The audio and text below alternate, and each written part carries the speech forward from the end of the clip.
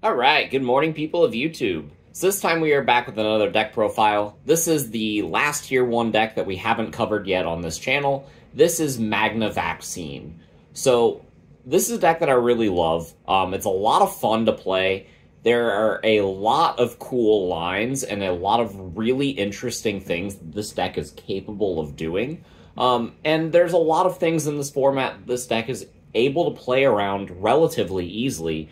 Because of Magnamon, because of effects that just take away from your security at the start of your main phase before your opponent's stuff gets to trigger. Stuff like their Edamon into their Valk combo. This deck just has a lot of interesting ways to play around a lot of the best decks in the format. So, without further ado, we'll go ahead and start with the card by card. If you guys like this kind of content, make sure you guys like and subscribe. And without further ado, here are going to be our Digi-Eggs. I'm on one of the Nyaromon currently, and then 4 copies of the Tokomon from BT16. The Tokomon letting you draw cards, especially in the early game, is really fantastic.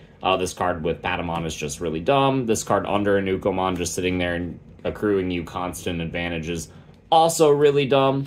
But this Nyaro is really kind of special. I really kind of want to bump this card up to maybe 2, possibly even 3 copies, just because of how well it's been performing.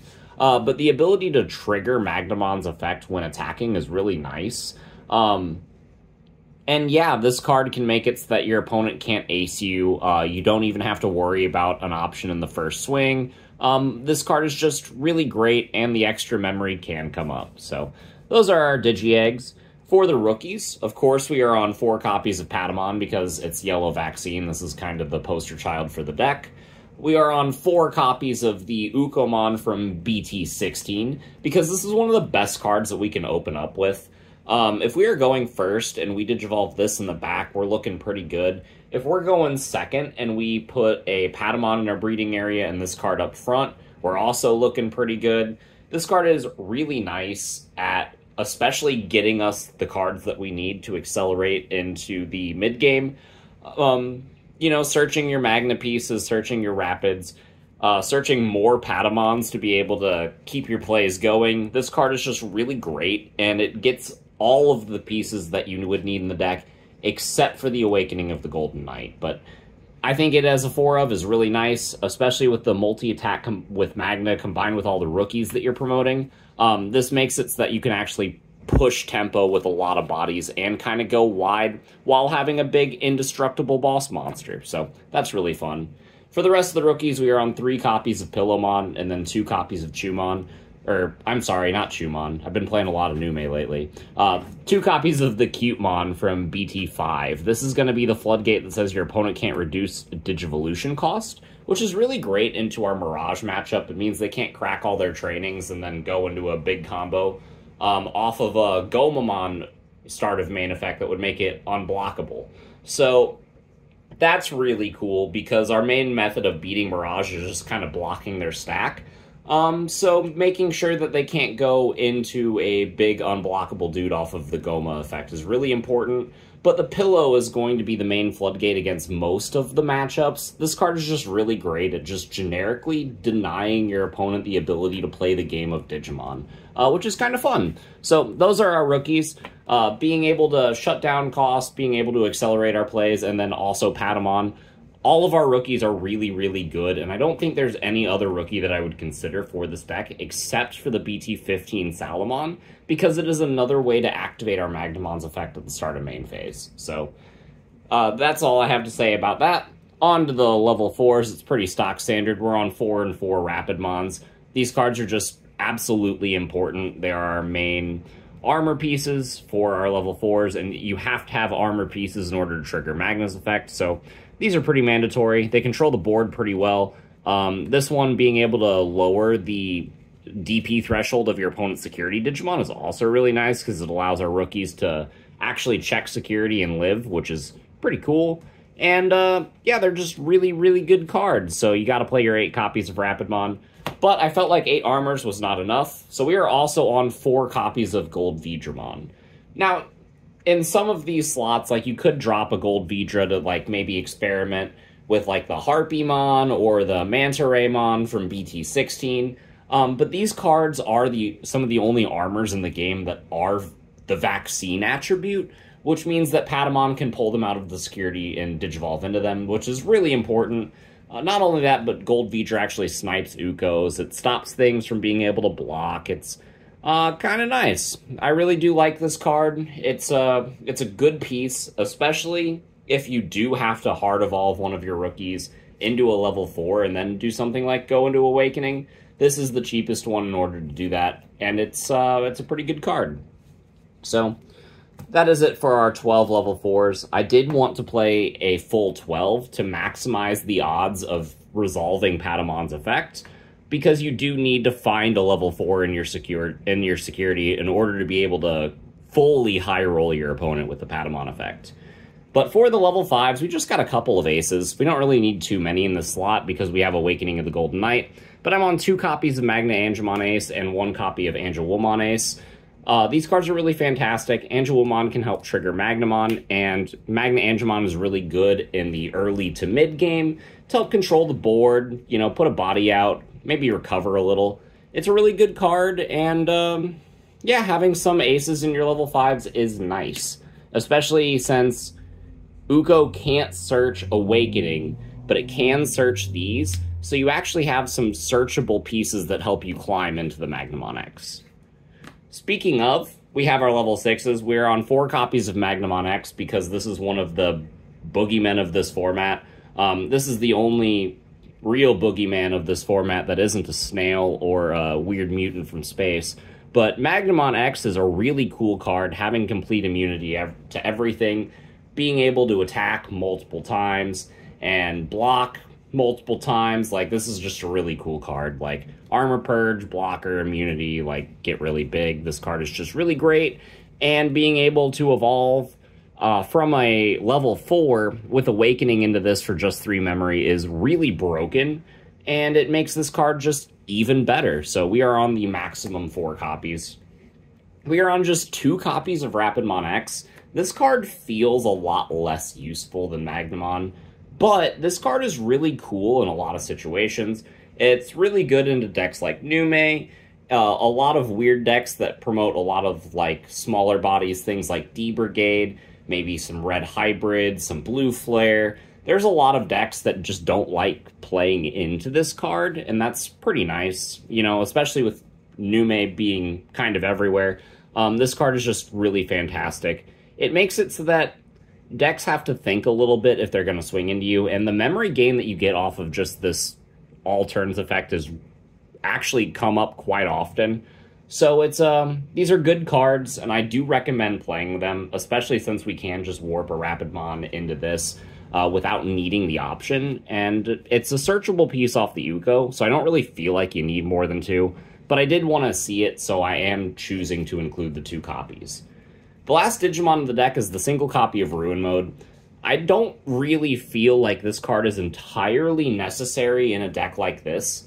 However, there are times that you can trigger Magnamon's effect, get full immunity, and then kind of evolve into this to put them under Ruin Mode and have the Ruin Mode be completely invincible to all of your opponent's effects. And then on your next turn, you can actually, you know, swing with the Ruin Mode, resolve it again, maybe delete something, maybe recover, maybe hatch an egg, because, you know, your Ukos are helping you promote extra bodies. Why not this card as well? But getting a Ruin Mode that's completely invincible because of the Magnamon X's lingering effect is kind of dumb and can just completely shut some matchups out just entirely right then and there. So for that reason, I am choosing to include the 1. But again, if this is a card that is kind of like out of your budget, then don't feel bad cutting this for something like Heaven's Judgment or maybe another option. I don't know. There are a lot of cards you can play. It's yellow. Like, yellow has access to everything that's good. So, but that's it for the Digimon. We are going into the Tamers now. We got 2 copies of the BT1 TK because this is a great starter. It's a great card in the mid game.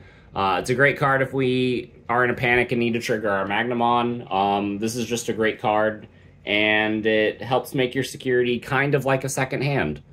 We have 4 copies of the TK from BT14 because this is one of the best cards that we can open with. Not only that, but it's just great in every situation. Like, having this multiple copies of these cards set up is really fantastic, because anytime you're resolving a Patamon, then you're just, like, going to 7 memory, at least, and then you're just in a level 4 for free, and then you can Awakening into Magna, and, you know, you're sitting all hunky-dory after that. This card is just overwhelmingly fantastic. We are playing the 6 TKs and then a single copy of Louis, because any deck that is playing Ukomon can utilize this card. And especially if you're going second, like, this card is pretty fantastic. Sure, this doesn't really work if the Patamon is what's in the breeding area, but what you can do is you can put a Ukomon in your breeding area, then play the Louis, and then tap the Louis to gain a memory, so you're effectively doing that play for 3 memory, 1 from the Uko, 2 from this, and then the Uko's getting you a search and a hatch, and then that hatch could be a Patamon that you throw in the back, and then you could play like a training or something to pass turn. But this is a really great card. No matter what point in the game you see it, you can use it to close out the last security check that you need.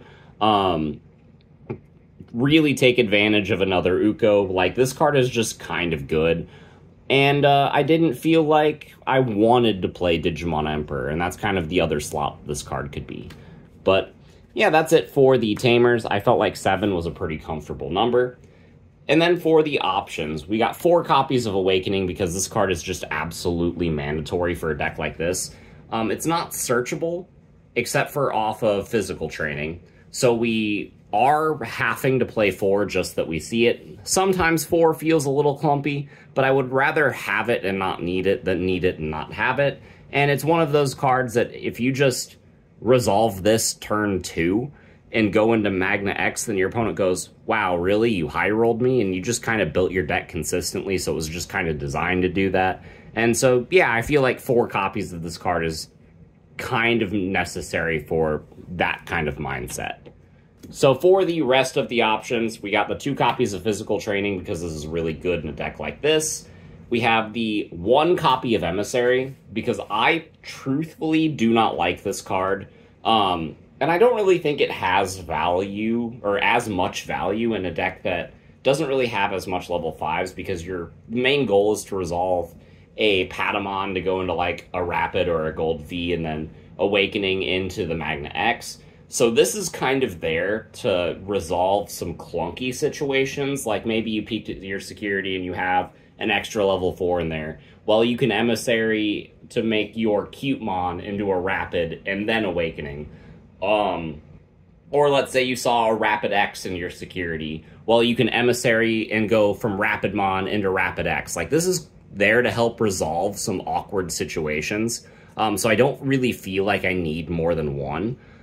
Especially since this isn't like the Serafi variant of Yellow Vaccine, so we aren't getting like full maximum power off of this card.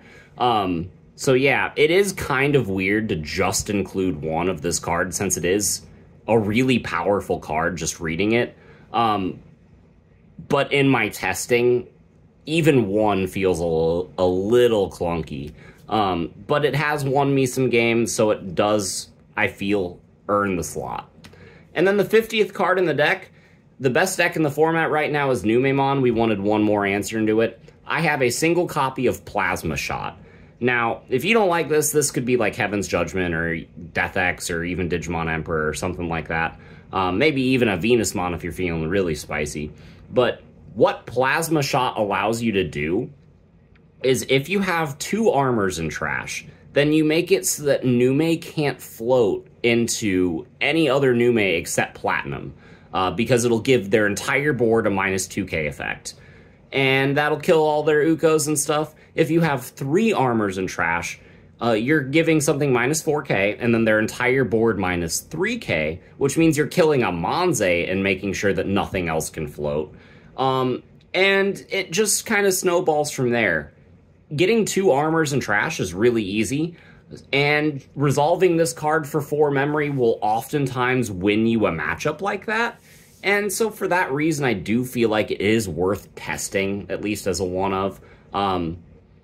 But yeah, I kind of just threw it in my deck because I had the pre-release stamp, and I was like, yeah, this card is really pretty, let's try it out. And then it ended up being really good, so I recommend that you guys at least try it out as well. But yeah, that's it for the 50 cards that I am playing. It's a fun deck. Magna X is kind of broken. Patamon does stupid things. And it's Yellow Vaccine, so it's inherently good just because it has access to some of the best cards in the game. But hope you like this video, and we will see you all in the next one. Bye, everyone.